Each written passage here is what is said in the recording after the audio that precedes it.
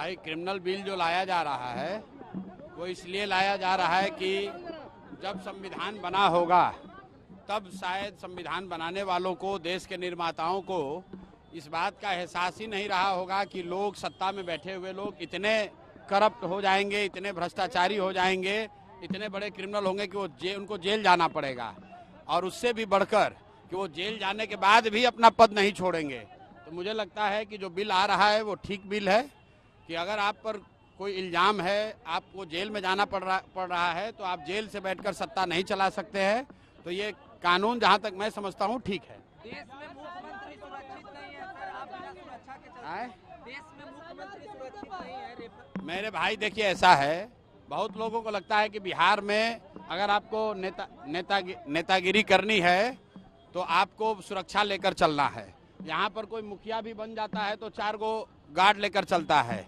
हम पिछले 3 बरस से बिहार में पैदल चले हैं, गाड़ी से चल रहे हैं, और इतनी बड़ी व्यवस्था है, लेकिन मैं कोई सुरक्षा लेकर नहीं चलता हूं, क्योंकि मेरा विश्वास है कि अगर हम समाज के हित की बात कह रहे हैं, लोगों की के जो परेशानी है उसकी बात कर रहे हैं, तो समाज मेरे लिए, मेरी सुरक्षा में खड़ा है। किसी तरह की सुरक्षा की कोई जरूरत नहीं है। सरकार ने बिहार सरकार ने कहा है कि तेजस्वी यादव ने कहा है कि राजद लाठी के साथ लैपटॉप वाली पार्टी है। चलिए, कम से कम तेजस्वी यादव ने स्वीकार कर लिया कि ये गुंडों की पार्टी है।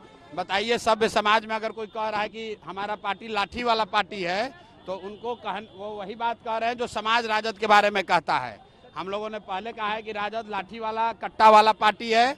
जब इनकी सरकार थी तो लाठी, कट्टा, बंदूक, अपहरण, रंगदारी, यही बिहार की पहचान थी।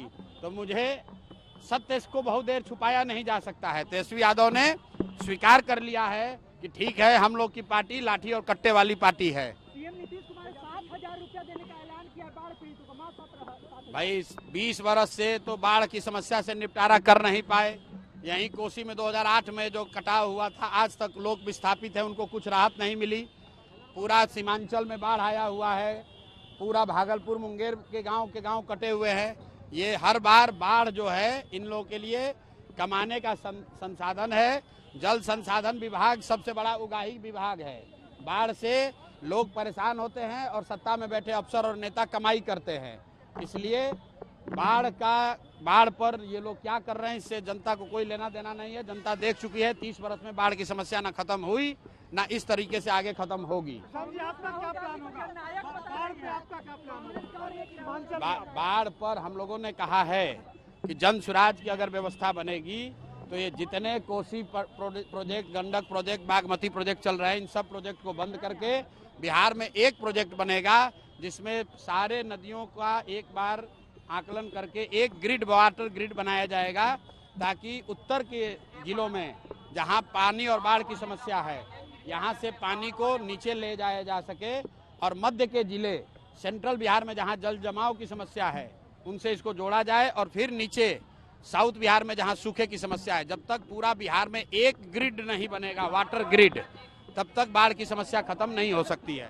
गर्मियों की छुट्टी होने वाली थी, मेरे पापा आने वाले थे, तो हम लोग सभी खुश थे। तो मैं बेड पे चढ़ के डांस कर रहा था, लेकिन वो पहले ही आ गए। फ्रीज। तो मैं उस समय तो कंटिन्यू नहीं कर सकता था ना, तो फ्रीज फ्रेम टाइप का हो कसम पैदा कर